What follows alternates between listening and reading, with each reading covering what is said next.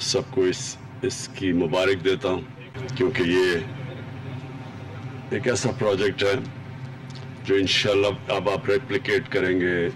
जो low cost housing, मतलब ये कि वो तबका जो कि खुद जिसके पास कभी इतना पैसा नहीं था कि कैश दे के घर बना ले, उसके लिए पहली दफ़ा एक कोशिश हो रही है सारे पाकिस्तान में कि उनके वो भी अपने घर में रह सके। पहले मैं आपकी अपनी जो मेरा फ़लसफ़ा है ज़िंदगी का, मेरी कोशिश है कि देखें, माशरा जो होता है उसकी पहचान अमीर लोगों के बड़े बड़े घरों में, पैसे वाले लोगों की सोसाइटीज़ या जिधर वो रहते हैं, कभी भी एक माशरे की ये पहचान नहीं होती कि उसके अमीर लोग कैसे रहते हैं। माशरे की पहचान तब होती है कि उसका कमज़ोर तबका कैसे रहता है। और जो माशरा अपने कमज़ोर गरीब तबके का ध्यान नहीं रख सकता, दुनिया की तारीख में वो माशरा ऊपर नहीं गया। जो हमारे और दुनिया के सबसे अजीम लीडर नबी सल्लल्लाहु अलैहि वसल्लम, उन्होंने जो इनकलाब, दुनिया की तारीख का सबसे बड़ा इनकलाब आया था, जो उन्होंने मदीना की रियासत को एक मॉडल बना के उसके ऊपर एक दुनिया की तारीख का इनकलाब लेके आए थे। उसका बुनियादी फलसफा ये था कि एक माशरे ने एहसास की अपने उस तबके की जो कि कमजोर था, जो गरीब था, माजूर थे, बेवा थे, यतीम थे। ये कभी पहले ऐसा नहीं हुआ कि एक रियासत ने फैसला किया कि सबसे पहले पैसा हो या ना हो, इन लोगों को, इस तबके को हमने ऊपर उठाना है। और उसका दूसरा पहलू, उसी बुनियाद रखी गई थी उस माशरे की, कानून की बालादस्ती के लिए। कानून की बालादस्ती का मैं बार बार मतलब समझाना चाहता हूं, जो भी हमारे पाकिस्तान में नहीं लोगों को समझ आ रही। कानून की बालादस्ती का मतलब ये होता है कि ताकतवर को कानून के नीचे लेके आना,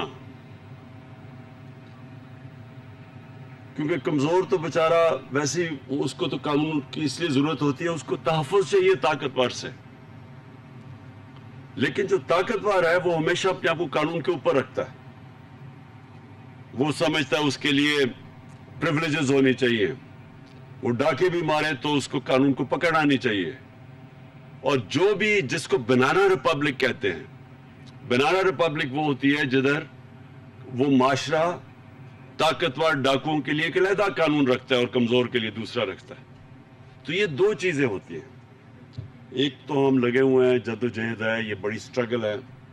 आप देख रहे हैं कि ताकतवर कानून के नीचे नहीं आना चाहता। वो कभी पीडीएम जैसे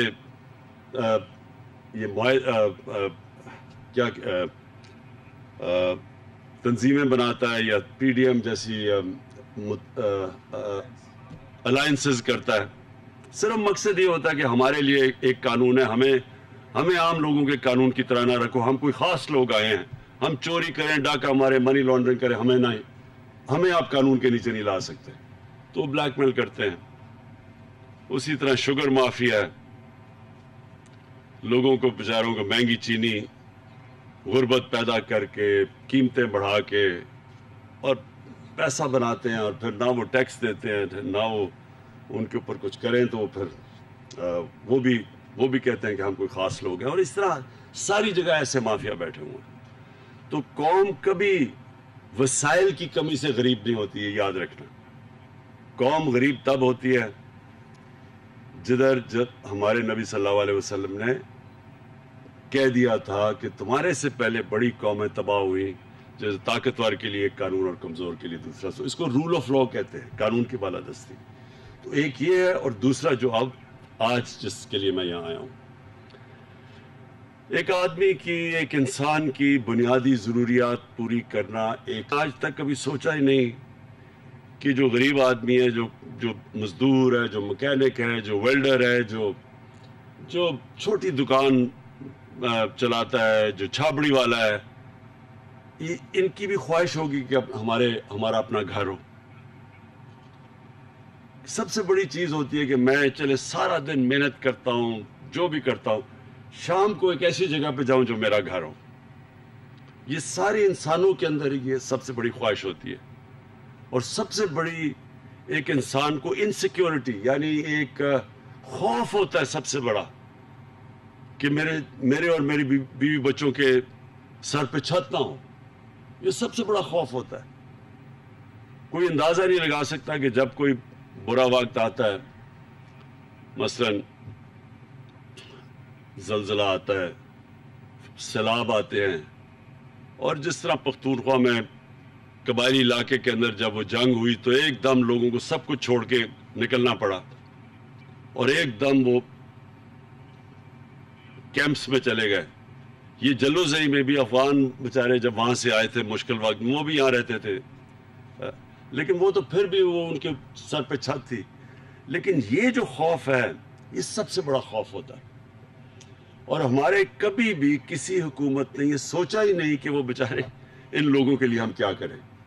تو یہ پاکستان کی تاریخ میں پہلی دفعہ ہو رہا ہے. ایک جو پرائم منسٹر جنیجو تھے, انہوں نے کوشش کی, وہ فیل ہو گئی تھی ان کی اسکیم, کیونکہ انہوں نے جدھر گھر بنا دی ادھر لوگ رہنا ہی نہیں چاہتے تھے. ہم جو یہ اسکیم لے کے آ رہے ہیں لو کاسٹ ہاؤسنگ کی, پہلے ہم نے پوری سروے کی ہوئی ہے, رجسٹر کیا ہوا ہے. ہمارے پاس رجسٹرڈ ہیں لوگ جو کہ گھر ایک چھت چاہتے ہیں, ایک گھر چاہتے ہیں. تو اس کے بعد پھر ہم نے ادھر سے شروع کیا.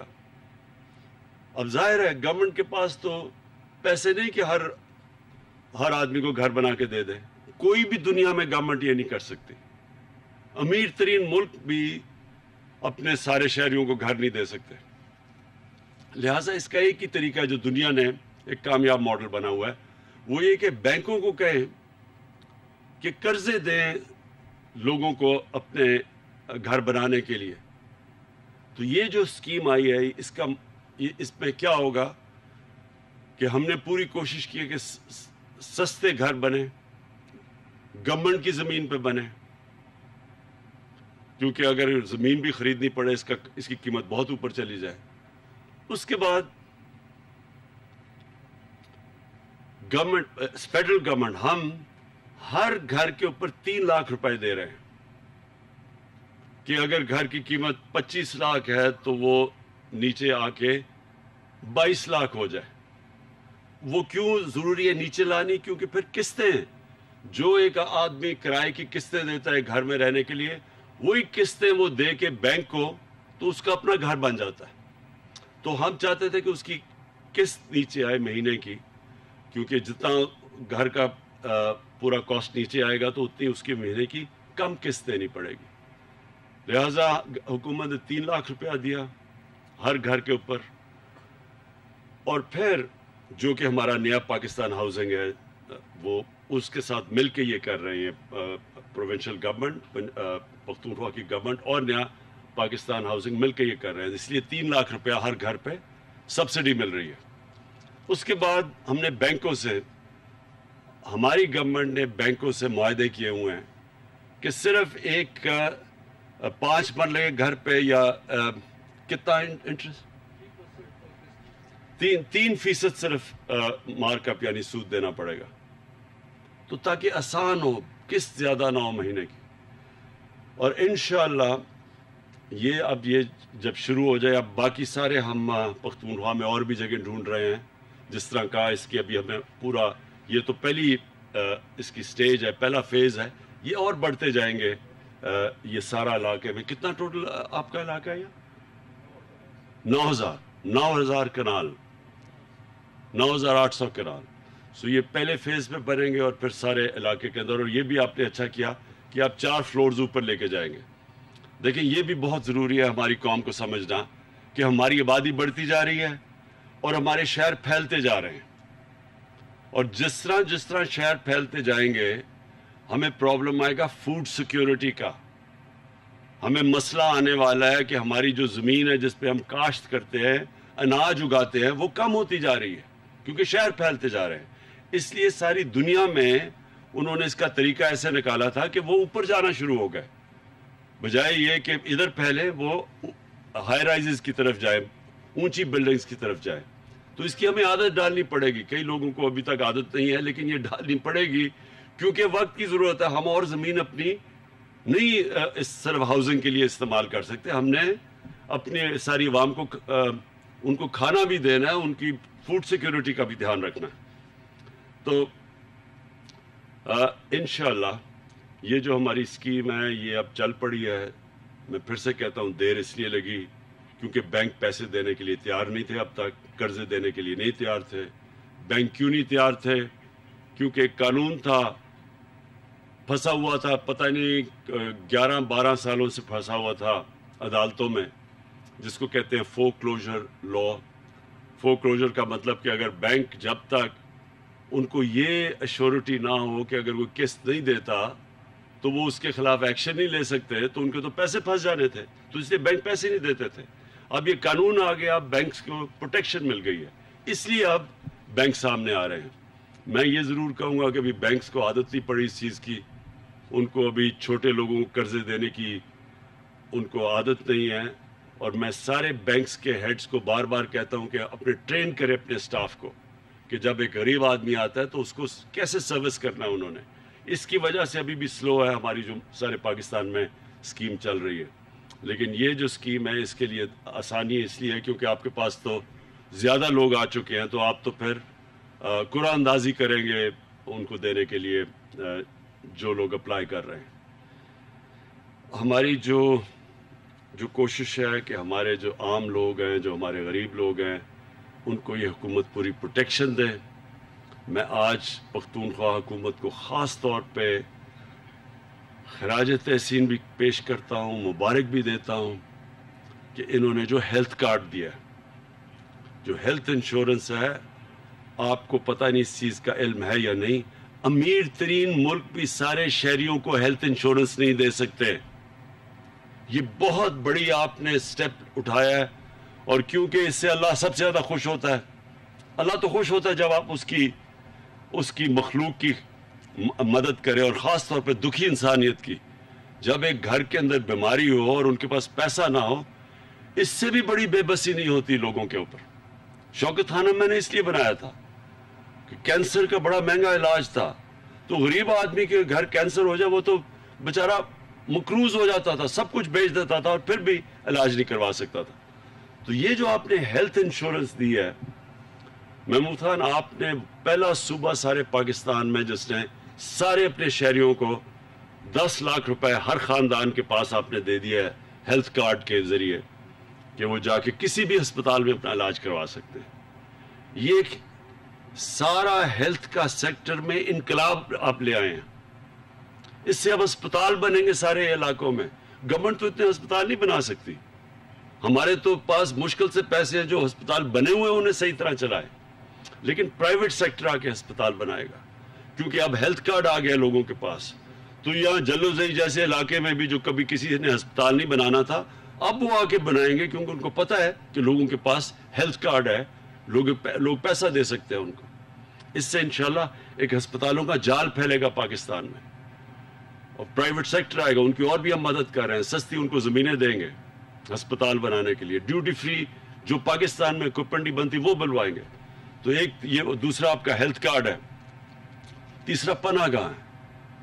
یہ بھی بڑا زبردست کام ہے، اور یہ بھی انشاءاللہ ہماری کوشش ہے کہ سارے پاکستان میں یہ پھیل جائے کہ مزدور بیچارے جو دور دور سے آتے ہیں کام کرنے کے لیے، دہاڑی لگانے کے لیے، پیسے بنائیں تاکہ اپنے بیوی بچوں کو پیسہ بھیجیں.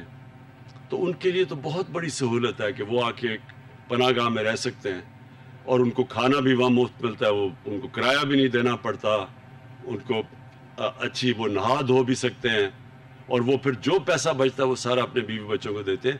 یہ بھی ایک اللہ کی طرف سے زبردست سہولت ہے، اور اس میں پختونخوا پوری شرکت کر رہا ہے. اور میں یہ چاہتا ہوں کہ ابھی سے آپ کو لوکیٹ کرنی چاہیے جگہ. کاظم آپ کو دیکھنا چاہیے کہ جدھر جدھر بھی مزدور جاتے ہیں شہروں میں، چھوٹے شہروں میں کام کرنے کے لیے، ادھر وہ جگہ آپ کو لوکیٹ کرنی چاہیے. اور یہ بھی اللہ کا کام ہے، اس میں بھی انشاءاللہ اس کی برکت آئے گی ہمارے ملک کے اوپر. اور پھر ہم نے اب وہ جو نیا بھی شروع کیا ہے، انشاءاللہ یہ بھی کوئی بھوکا نہ سوئے، کہ ہمارے پاس موبائل کچنز ہوں جو جائیں سارے جو پتہ ہو ایک روٹ پہ چلیں ہر روز جو غریب علاقے ہیں تاکہ وہ جب وہاں رکتے جائیں اور جو لوگ بیچارے کسی کو یہ نہ ہو کہ وہ بیچارہ رات کو بھوکا سوئے. تو یہ بھی ایک میری خواب ہے اور انشاءاللہ یہ بھی جب ہم ریاست مدینہ کی بات کرتے ہیں تو اس میں یہ چیزیں تھیں.